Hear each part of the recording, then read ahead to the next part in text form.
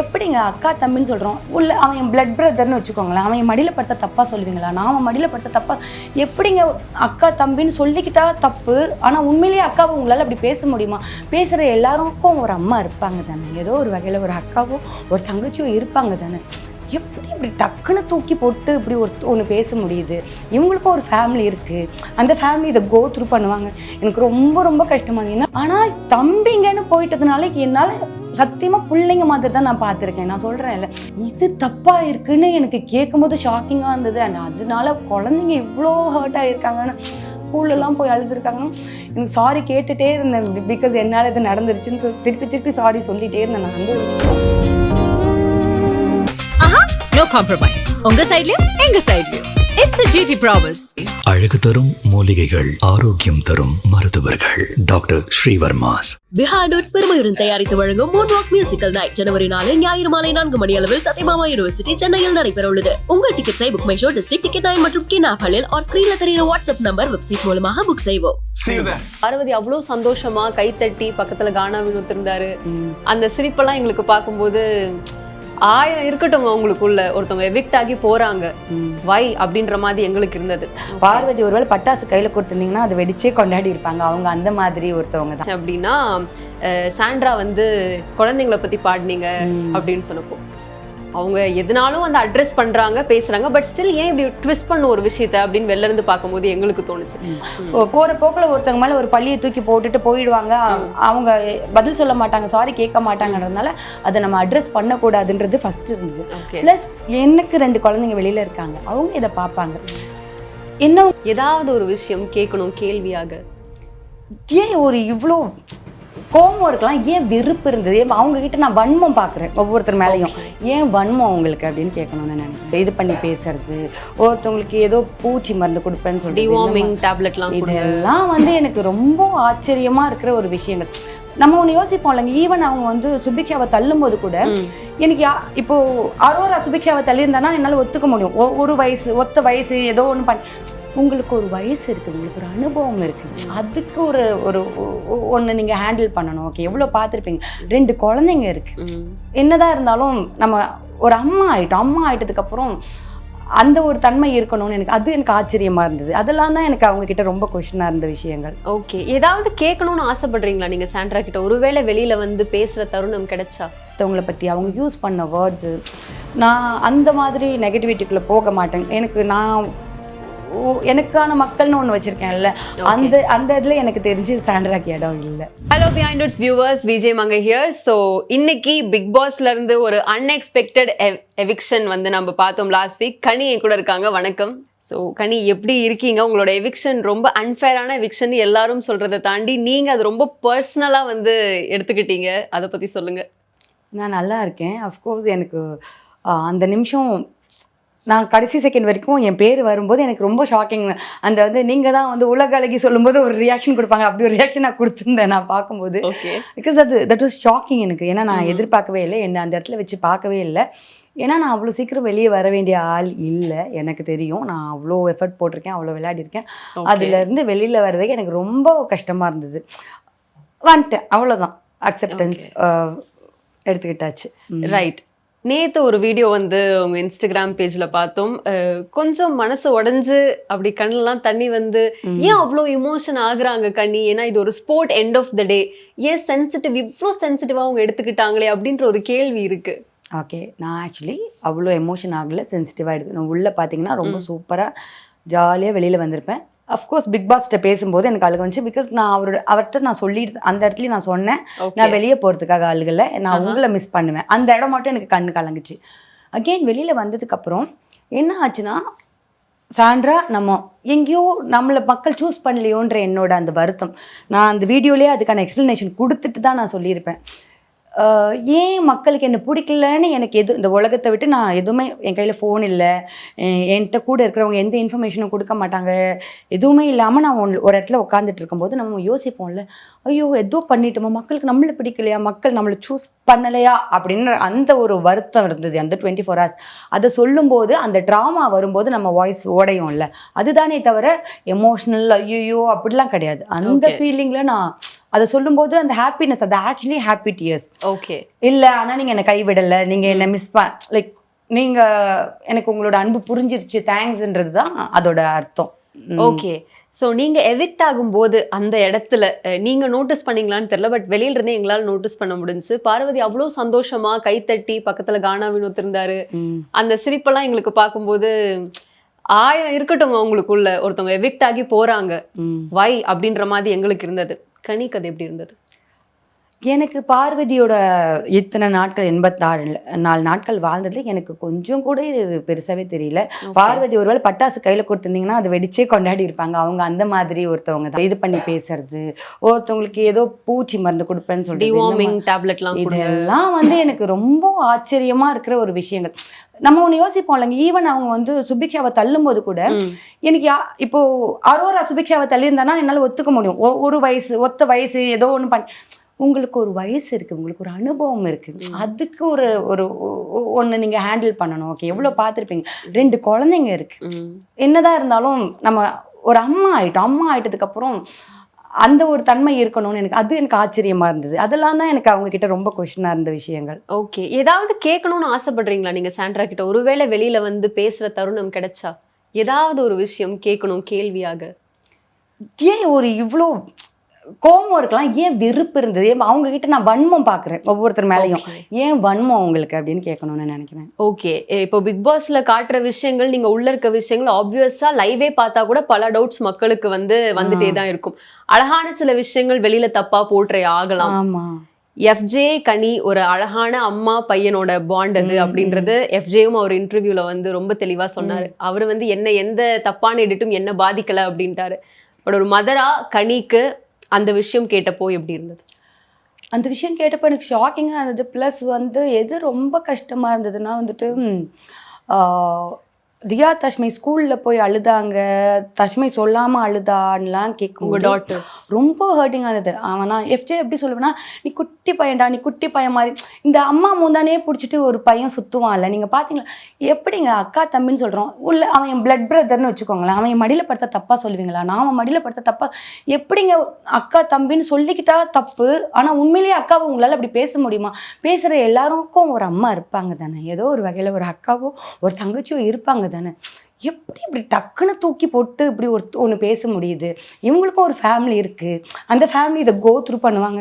எனக்கு ரொம்ப ரொம்ப கஷ்டமாக. ஏன்னா மற்ற விஷயம் நான் எப்படி தெரியுமா யோசித்தேன், எனக்கு தெரியுங்க, நான் ஒரு ஒய்ஃபு, நான் வந்து வினோத் சார்கிட்ட பேசுகிறதோ அமித் கிட்ட பேசுகிறதோ பார்த்தீங்கன்னா சார் தான் சொல்லியிருப்பேன். அமித் தான் என்ன அமித் சொல்லுங்கள். எனக்கு தெரியும் நம்ம எங்கே, நான் அமித் கூட என்ன கேட்பாரு, நீங்கள் தனியாக வந்து ஏன் பேச மாட்டீங்கன்னு. சரி, எந்த விஷயத்த யார் எப்படி பேசுவாங்கன்னே நமக்கு தெரியாதுன்றதுனால நான் தவிர்த்திருக்க விஷயங்கள்லாம் இருக்குங்க. ஏன்னா எனக்கு பெருசாக ஆண்களோட பேசி பழக்கம் கிடையாதுன்றதுனால நம்ம என்ன பேசுவோம், உலகம் இதை எப்படி எடுக்கும்னு எனக்கு ஐடியா கிடையாது. ஆனால் தம்பிங்கன்னு போயிட்டதுனால என்னால் சத்தியமாக பிள்ளைங்க மாதிரி தான் நான் பார்த்துருக்கேன். நான் சொல்கிறேன் இல்லை, எனக்கு ஏனோ தெரியாமலோ அது வந்துடும், சாப்பாடு கொடுத்துருவேன், ஊட்டி விட்டுருவேன். இது தப்பாக இருக்குன்னு எனக்கு கேட்கும்போது ஷாக்கிங்காக இருந்தது. அண்ட் அதனால குழந்தைங்க இவ்வளோ ஹர்ட் ஆகியிருக்காங்கன்னு. ஹர்ட்னா அவங்களுக்கு தெரியுங்க, ஆனால் அதை எடுத்துக்கிற வயசு குழந்தைங்களுக்கு இல்லைங்க. அதுவும் ஸ்கூல்லலாம் போய் அழுதுருக்காங்கன்னா எனக்கு சாரி கேட்டுகிட்டே இருந்தேன். பிகாஸ் என்னால் இது நடந்துருச்சுன்னு திருப்பி சாரி சொல்லிகிட்டே இருந்தேன். நான் அந்த ஒரு விஷயம் ரொம்ப ஒரு மாதிரி இருந்தது எனக்கு. Okay, to those who creating like that என்ன கனி சொல்ல விரும்புகிறாங்க ப்ளீஸ்? ஒன்றே ஒன்று தான் சொல்கிறேன், உங்கள் வீட்டுக்கு நீங்கள் உங்கள் அம்மாவை அப்படி பேசுவீங்களா? எப்படி அடுத்தவங்க யாரோ ஒருத்தவங்கன்னா உங்களால் ஈஸியாக பேச முடியுது? நீங்கள் எல்லாரும் ஏதோ ஒரு வகையில் அண்ணனா தம்பியா பிள்ளையா தானே இருந்திருப்பீங்க. சிலர் அப்பாவா கூட இருப்பீங்க, உங்களுக்கு குழந்தைங்க கூட இருக்கும். அடுத்தவங்களை பேசுறதுக்கு முன்னாடி ஒரு நிமிஷம் யோசிச்சுட்டு பேசுங்க, அவ்வளோதான் சொல்லுவேன். அவ்வளோதான் இருக்குது, இதுக்கு சொல்கிறதுக்கு வேறு எதுவும் இல்லை. இவங்களாம் திருந்தவங்களான்னு கேட்டால் திருந்த மாட்டாங்க. பட் எனக்கு இதை சொல்லணும், வேற யாரையும் இந்த மாதிரி பேசாதீங்க, இதே மாதிரி அக்கா தம்பி அண்ணா தங்கச்சி அப்படின்னு சொல்கிறவங்கள வந்து அசிங்கப்படுத்தாதீங்க, உறவுகளை அசிங்கப்படுத்தாதீங்கன்றது தான் சொல்லணும். Okay fair enough, right. Ramya கிட்ட பேசுனீங்களா வெளியில வந்ததுக்கு அப்புறம்? நேற்று நான் மெசேஜ் அனுப்பிச்சேன். நான் சொன்னேன்ல, நேற்று ஃபுல்லாக நான் தூங்கவே இல்லை. அப்புறம் நான் சீக்கிரம் டேப்லெட் போட்டு நான் சீக்கிரம் தூங்கிட்டேன், அதனால நான் பேசல. காலைல மெசேஜ் அனுப்பிச்சேன் நானே அவங்களோட இது பண்ணிட்டு, ரம்யா என்ன பண்ணுற இதுன்னு. அது ஆனால் அதுக்கப்புறம் அதை பார்க்கறதுக்கு எனக்கு டைம் இல்லை, வேகமாக நான் கிளம்பி வந்துட்டேன். ஓகே, பட் வந்தோடனே நான் பேசணும்னு நான் நினச்சிட்டே. ரைட். ஏன்னா ரம்யா வந்து நிறைய சாரி பதிவு பண்ணாங்க வெளியில வந்ததுக்கு அப்புறம். ஏன்னா அவங்க எவிக்ஷன் ஸ்டேஜ்ல நிக்கும்போது நீங்க வந்து சொன்னீங்க நல்லா இருப்ப ரம்யா, நீ நல்லா தான் இருப்ப அப்படின்னதுக்கு ரொம்ப நடிக்காதீங்க கனி அப்படின்னு சொன்னது. ஆக்சுவலி உங்க சிஸ்டர் விஜய் கூட ஸ்டோரி எல்லாம் போட்டிருந்தாங்க எப்படி இப்படி சொல்லுவாங்கன்னு. அது ஒரு பெரிய இஷ்யூவே ஆச்சு. So ரம்யா வந்து ரொம்ப சாரி கேட்டாங்க எல்லா இன்டர்வியூலயும். நான் அப்படி மீன் பண்ணல, எனக்கு உள்ள பிடிச்ச 2 பர்சன்னா அது வந்து கனி அண்ட் சபரியா தான் நான் சொல்லுவேன் அப்படின்னு. ரம்யா அப்படி மீன் பண்ணியிருக்க மாட்டாங்கன்னு நானும் நம்புறேன். எனக்கும் அவங்களுக்கும் கடைசியில் என்ன ஆச்சுன்னா, அவங்களே வந்து தன்னோட கேம் பாதிக்கப்படுறதா என்கிட்ட இருந்து விலகணும்னு நினைச்சாங்க. நான் தான் சொல்லுவேன்ல, நான் வந்து பிடிச்சு வைக்க மாட்டேன். நம்மளால ஒருத்தவங்க லைஃப் கெடுதுன்னா நான் நீ போயிடு நீ விளையாடுன்னு சொன்னேன். ஆனால் என்ன ஆச்சுன்னா, அப்படி என்கிட்ட இருந்து போய் அவங்க சாண்ட்ராவோட க்ளோஸ் ஆயிட்டாங்க. ஓகே, அது அவங்க கேம். அகைன் நான் எதுவுமே சொல்ல மாட்டேன். நமக்கு மனசு வருத்தம் இருக்குமா, கஷ்டம் இருக்குமானா கண்டிப்பாக கஷ்டம் இருக்கும். என்னடா இந்த பொண்ணு இவ்வளோ, நானும் அவங்களும் நிறைய பேசியிருக்கோம், நிறைய நான் ரொம்ப க்ளோஸ். அந்த சூப்பர் டிலக்ஸ்ல இருந்தது ஃபுல்லாக நானும் ரம்யாவும் மட்டும்தான், ஒரே பெட் அவ்வளோ இருந்திருக்கும். ஸோ அப்படிப்பட்ட ஒருத்தவங்க சரி அவங்க சாய்ஸ். இது அவங்க கேமுக்கு ஹெல்ப் பண்ணோன்னா நான் எதுவுமே சொல்ல முடியாது. சூப்பரா, நான் அதை எதுவும் சொல்றதுக்கு இல்லை. நான் வெளியில வரும்போது மனசார நீ நல்லா இருப்ப ரம்யா, நல்லா இருக்கணும் அப்படின்னு சொன்னேன். இன்ஃபேக்ட் அவங்க அதை சொன்னது கூட நான் கவனிக்கவே இல்லைங்க. எனக்கு வெளியில வந்ததுக்கு அப்புறம் தான் எனக்கு அது தெரிஞ்சிச்சு. நான் ரம்யாவை தெரிஞ்சு அவங்க கண்டிப்பா, ஏன்னா ரம்யா விளையாட்டா ஒன்று சொல்லுவா, ஏய் நடிக்காத அப்படி சொல்லியிருப்பான்னு தான் நான் நம்புறேன். Okay true. ஸோ ஃபைனலி ஒரு 3 questions இருக்கு குயிக்கா. என்ன அப்படின்னா, இப்போ வரவே பிஆர் சப்போர்ட்ல தான் உள்ள இருக்காங்க அப்படின்னா அந்த ஒரு பர்சன் யாரு? பாருங்க, பார்வதி. ஓகே, அவங்க தான் நான் நினைக்கிறேன். பிகாஸ் நிறைய எனக்கு சொன்னாங்க ஏதோ இப்போ அவங்க இது உள்ளேயுமே அவங்க பேசியிருக்காங்க. ஓகே, எனக்கு பிஆர் இருக்காங்க, மற்றவங்களாம் சொல்லிட்டே இருப்பாங்க பாரு வந்து பயங்கர பிஆர் செட் பண்ணிட்டு வந்திருக்கா வேற லெவல் அப்படின்னு சொல்லிட்டு. ஸோ எனக்கு அது தோணுது. ரைட். யாரோட ஃபேஸ் வந்து இன்னும் தெரியல, வெளியில சுத்தமா தெரியல, இன்னும் மெயின்டைன் பண்ணிட்டே இருக்காங்க ஃப்ரம் த டே 1 அப்படின்னா யார் சொல்லுவீங்க? டே 1 மெயின்டைன் பண்ணிக்கிட்டே இருக்கிறது யார் இருக்கா? ஏங்க அந்த வீட்டில் அப்படி மெயின்டைன் பண்ணவே முடியாதுங்க. அந்த வீட்டில் எல்லாரும் மூஞ்சி காட்டி தான் வாங்கணும். யாரா இருந்தாலும் ரொம்ப அதை ட்ரை பண்றாங்க. நான் சாண்ட்ரா நினைப்பேன். அதை மீறியும் அவங்க வெளியில தெரிஞ்சிடறாங்க. அவங்க ரொம்ப நல்லவங்கள காட்டிக்க ட்ரை பண்றாங்க, ஆனாலும் வெளியில வந்துடுறாங்க. அதுதான் நான் நினைக்கிறேன். ஓகே, இப்போ டிக்கெட் டு ஃபினாலே வந்து போயிட்டு இருக்கு. ஒரு கண்டெஸ்டன்ட் டிசர்வ் அப்படின்னா யாரை சொல்லுவீங்க? டிசர்விங் கண்டெஸ்டன்ட் இதுல ஜெயிக்க பிசிக்கலி எனக்கு என்னென்ன இருக்குன்னு தெரியாது. கண்டிப்பா அதுல இது பண்ணி ஜெயிச்சிருவாங்கன்னா அது 3 ரொம்ப ட்ரை பண்ணுவாங்க. சுபிக்ஷா சூப்பரா விடவே மாட்டா. என்ன அவளால முடியல இருந்தாலும் பிசிக்கலி எந்த அளவுக்கு அவளால பண்ண முடியும்னு தெரியுது, பண்ணுவா. ஒவ்வொருத்தர் பத்தியும் சொல்றேன். கம்ருதீன் சூப்பரா விளையாடிடுவாரு. கானா வினோத் சார் பிசிக்கல் டாஸ்க்னு வந்தா நான் ஆச்சரியமா பார்த்திருக்கேன். என்னடா இந்த மனுஷன் அந்த தலை டாஸ்க்ல நிறைய டாஸ்க்ல அவர் பண்ணுவாரு. அண்ட் சபரி. ஓகே ரைட், அவ்வளவுதான். பட் இந்த ஒரு கொஸ்டின் நான் மிஸ் பண்ணிட்டேன். இந்த டாக் பார்க் பண்ணுச்சு இல்லையா வீட்டுக்குள்ள, அது வந்து கமருதீன் பார்வதினால தான் டாக் வந்து கத்துச்சா, இல்ல நீங்க எல்லாரும் வெளியில வந்து? எனக்கு வந்து நாங்க ஒன்று அப்படி நம்பணுங்க. எங்களுக்கு ஃபர்ஸ்ட் நான் எந்த அளவுக்கு யோசிச்சேன்னா, ஃபர்ஸ்ட் நம்மளை உள்ள போய் தூங்க சொல்றாங்க போல அப்படின்ட்டு ஐயோ நான் பயந்துருவேன். நான் அங்க ரூல்ஸுக்கு நான் ரொம்ப பயப்படுவேங்க. பிக் பாஸ் ஏதாவது சொல்லிட்டேன், ஈவன் ஒரு இதுல ஏதாவது வந்தாலுமே நானும் சரி விக்கல்ஸும் சரி ரொம்ப அதை ஃபாலோ பண்ணணும்னு நினைக்கிற ஆட்கள். ஒன்று ஐயோன்னு வெயிட் பண்ணிக்கிட்டு இருந்தோம். அப்புறம் வரல. அப்போ நான் நினைச்சுக்கிட்டேன் யாரோ தூக்க கலக்கத்துல தப்பா வந்து அந்த டாக் இதை போட்டு விட்டாங்க, உள்ள பயங்கரமா வாங்கி கட்ட போறாங்கலாம் நான் நினைச்சிட்டு விட்டுட்டேன். வெளியில வந்ததுக்கு அப்புறம் ஒன்று சொன்னாங்க. நான் அந்த விஷயத்தை தான் நம்புறேன். நான் நம்புறது கண்டிப்பா அது பார்வதிக்காகவும் கமருதீனுக்காகவும் தான் கொலைச்சிருக்கோம் நம்புறேன். சாண்ட்ரா வந்து உங்ககிட்ட நீங்க போகும்போதே சொன்னாங்க வந்து இந்த மாதிரி கொஞ்சம் ஓப்பன் பண்ணி பேசியிருக்கலாமோ நான் உங்ககிட்ட அப்படின்னு அந்த வருத்தப்பட்டாங்க. பட் நீங்க ஒன்ஸ் வெளில போனதுக்கு அப்புறம் பார்வதி கிட்ட வந்து சி ஹேட்ஸ் மீடா அப்படின்றத சொல்லியிருக்காங்களா? ஸோ இந்த ஃபேஸ் வந்து அது நீங்க உள்ள எவ்வளோ எவிடென்ட்டா பார்த்தீங்க, நீங்க வந்ததுக்கு அப்புறமும் இப்படி ஒன்று நடந்திருக்கு சொல்கிறேன். ஃபஸ்ட்டு வந்துட்டு அவங்க பேச ஆரம்பிக்கும் போது இந்த ஜெயில் டாஸ்கில் தான் அவங்க முதல்ல நான் போய் ஏதோ திவாகர் சார்கிட்ட அவங்கள பற்றி இவங்க தான் என்னோட எனிமின்னு அந்த மாதிரி நான் ஒரு விஷயம் சொல்லவே இல்லை. எனக்கு அது ஆச்சரியமாக இருந்துச்சு. எனக்கு அந்த மாதிரி எந்த இதுவுமே இடமே கிடையாது அவங்கள சொல்கிறதுக்கு. ஓகேங்களா? அதுக்கப்புறம் கொஞ்ச நேரத்துக்கு நல்லா ஒரு சில நாட்களில் நான் நல்லா பேச ஆரம்பிச்சுட்டு எனக்கு அவங்க என் கையெல்லாம் பிடிச்சிட்டு சொன்னாங்க. இந்த ஸ்கூல் டாஸ்க் அப்போல்லாம் நான் உங்களை தப்பாக நினச்சிட்டேன், எனக்கு உங்களை ரொம்ப பிடிச்சிருக்கு, நீங்கள் நல்லவங்கலாம் பேசிட்டு இருந்தாங்க. அகெயின் ஒரு இடத்துல ஒரு டிபேட் மாதிரி வரும்போது ஜட்ஜஸ் எப்படி இருக்கணும்ன்றதுல எங்களுக்கு ஒரு பிரச்சனை வந்துச்சு. அதுல இருந்து மறுபடியும் அவங்களுக்கு கோவம் வந்துச்சுன்னா மூஞ்சி பார்க்க மாட்டாங்க, உருன்னு போவாங்க. எனக்கு அது எப்பவுமே பிடிக்காது. ஒரு கோவம்ன்றது வேற, நம்ம ஒருத்தவங்கள பேசிக்கலி அது பண்ணுவாங்க. நான் ஆனால் அது பண்ண மாட்டேன். அவங்க சிரிச்சா திடீர்னு சிரிப்பாங்க, திடீர்னு டா போட்டு பேசுவாங்க. எனக்கு ஆச்சரியமா இருக்கும். ஆனால் எனக்கு அப்படி வராது. நீ என் மூஞ்சி திருப்பிட்டு போனியா, நானும் மூஞ்சி திருப்பிட்டு போனேன், அது நான் கிடையாது. பட் எனக்கு இது கொஞ்சம் வியர்டாக இருக்கும். சரி, அது அவங்க கேரக்டரா அப்படின்னு விட்டாச்சு. அதே மாதிரி தான் கடைசி வரைக்கும் அவங்க தொடர்ந்தாங்க. அவங்களுக்கு ஏன் என் மேலே அவ்வளோ கோவம், எனக்கு கேம் வைஸ் அவங்க மேலே சில கருத்துக்கள் இருக்கு வைக்கிறேன். மற்றபடி பர்சனலாக எனக்கு அவங்க வந்து நான் எப்பவுமே சொல்லுவேன், என்னடா சூப்பர் அம்மாடா, இப்படியே வந்து எனக்கு அதில் நிறைய டவுட்ஸ் இருந்தாலும் புருஷனோட இதை வச்சுக்கிட்டே போய் இருக்கிற ஓகே ரொம்ப அன்பான ஒரு பர்சனாக தான் இவங்க இருக்காங்கன்னு தான் நான் அவங்கள உள்ள பார்த்துருக்கேன். கடைசியாக என் கையை பிடிச்சிக்கிட்டு அவங்க வந்து எனக்கு உங்களை ரொம்ப பிடிக்கும், புரிஞ்சுட்டு இருந்திருக்கணும்னு சொல்லும்போது என் மைண்டுக்குள்ளே இருந்த ஒரே விஷயம், இதுவாது உண்மையாக இருக்கணும்டா அப்படின்றது தான். சத்தியமாக இருந்துச்சு. புரியுதா? Okay. At the same time வாங்க வெளியில் பேசிக்கலாம். ஏன்னா நான் நிறைய நம்புறேன், கேள்விப்பட்டிருக்கேன். உள்ளே இருக்கிற ரிலேஷன்ஷிப் வேறு, வெளியில் வந்தவொன்னு ஒன்று இருக்கும். ஒருவேளை அவங்களுக்குள்ள உண்மையாகவே ஏதாவது நல்ல விஷயம் இருந்து அது புரிஞ்சுக்கிறதுக்கான ஒரு இடம் வந்து வெளியில் நாங்கள் 2 பேரும் ஃப்ரெண்ட்ஸ் ஆகிறதுக்கான ஒரு இடம் இருந்ததுன்னா நான் கண்டிப்பாக 2 கரம் நீட்டி அதை வரவேற்பேன். அதுதான் நான் அங்கே மீன் பண்ணிட்டு வந்தேன். ஸோ ஆனால் அவங்க எனக்கு அட் த சேம் டைம் தோணுச்சு, அதுவும் பொய்யா இருக்குமோன்னு தோணும்போது தான் இதுவாது உண்மையாக இருக்கணும்னு நினச்சிக்கிட்டு தான் நான் அவங்க கையை பிடிச்சி பேசிட்டு வந்தேன். சொன்ன மாதிரி கனி எல்லா இடங்கள்லயுமே மத்தவங்க பேசும்போது நீங்க பேசுங்க நான் கேட்கறேன்ற ஒரு பாயிண்ட்ல இருந்திருக்காங்க. எங்கேயுமே வந்துட்டு அந்த கேம் ஒரு விஷயத்தை அப்படி மாத்தி பேசுறது அந்த மாதிரி இருந்ததுல. பட் ஸ்டில் கனிக்கு ஏன் திரும்ப திரும்ப இதெல்லாம் நடக்குது அப்படின்ற ஒரு பாயிண்ட் நான் எங்க கவனிச்சேன் அப்படின்னா, சாண்ட்ரா வந்து குழந்தைங்களை பத்தி பாடினீங்க அப்படின்னு சொன்னப்போ அவங்க எதனாலும் வந்து அட்ரஸ் பண்றாங்க, பேசுறாங்க. பட் ஸ்டில் ஏன் இப்படி ட்விஸ்ட் பண்ண ஒரு விஷயத்த அப்படின்னு வெளில இருந்து பார்க்கும்போது எங்களுக்கு தோணுச்சு. அந்த ஒரு மொமெண்ட் ஒரு மதரா கனி அங்க உள்ள நின்று போராடினதை நாங்க பார்த்தோம், அதுக்கான ஆன்சர் கிடைச்சதையும் பார்த்தோம். பட் அந்த வீக்கெண்ட் வரவரையிலும் வெயிட் பண்ற ஒரு பீரியட் இருக்குல்ல, ஒரு குழந்தைங்களை பத்தி நான் எப்படி சொல்லுவேன், உங்களுக்கு 2 குழந்தைங்க இருக்காங்க. ஸோ அது எங்களுக்கு கஷ்டமா இருந்துச்சு. பட் கனி அந்த பீரியடை எப்படி மேனேஜ் பண்ணாங்க? நாங்கள் பார்க்கறது ஜஸ்ட் 1 hour வெளியில. கண்டிப்பாக அது ரொம்ப கஷ்டமா இருந்தது எனக்கு. ஃபர்ஸ்ட் போய் இதை கேட்கணுமா, ஏன்னா அவங்க என்ன பண்ணுவாங்கன்னு எனக்கு தெரியும். ரொம்ப கொஸ்டின் இதை கேட்டால் கண்டிப்பாக, ஏன்னா ஏற்கனவே சுபிக்ஷாவை ஒரு இடத்துல சேர்லேருந்து தள்ளினாங்க. அவள் அழுதுகிட்டு ஏன் அப்படி பண்ணீங்க, சாரி கேளுனா என்னால் கேட்க முடியாதுன்னு சொல்லி சில வேர்ட்ஸ் யூஸ் பண்ணாங்க. எனக்கு அதுவே ஆச்சரியமாக இருந்தது. நான் எனக்கு எப்படின்னா தப்புனா காலில் விழுந்துருவேன். எனக்கு சாரி கேட்கறது ரொம்ப அழகான ஒரு கேரக்டரைசேஷன் நான் நினைப்பேன். ஸோ வந்து அவங்க அதை கேட்கவே இல்லை. எனக்கு அதனாலேயே நான் இதுக்கு அவங்கள சாரி கேட்க வைக்கணும்னு தோணுச்சு. அது எப்படி ஒரு மனுஷன் என்ன வேணா பண்ணிட்டு அப்படி சாரி கேட்காம போயிடுவான். போற போக்குல ஒருத்தவங்க மேல ஒரு பள்ளியை தூக்கி போட்டுட்டு போயிடுவாங்க. அவங்க பதில் சொல்ல மாட்டாங்க, சாரி கேட்க மாட்டாங்கன்றதுனால அதை நம்ம அட்ரஸ் பண்ணக்கூடாதுன்றது ஃபர்ஸ்ட் இருந்தது. பிளஸ் எனக்கு 2 குழந்தைங்க வெளியில இருக்காங்க, அவங்க இதை பார்ப்பாங்க.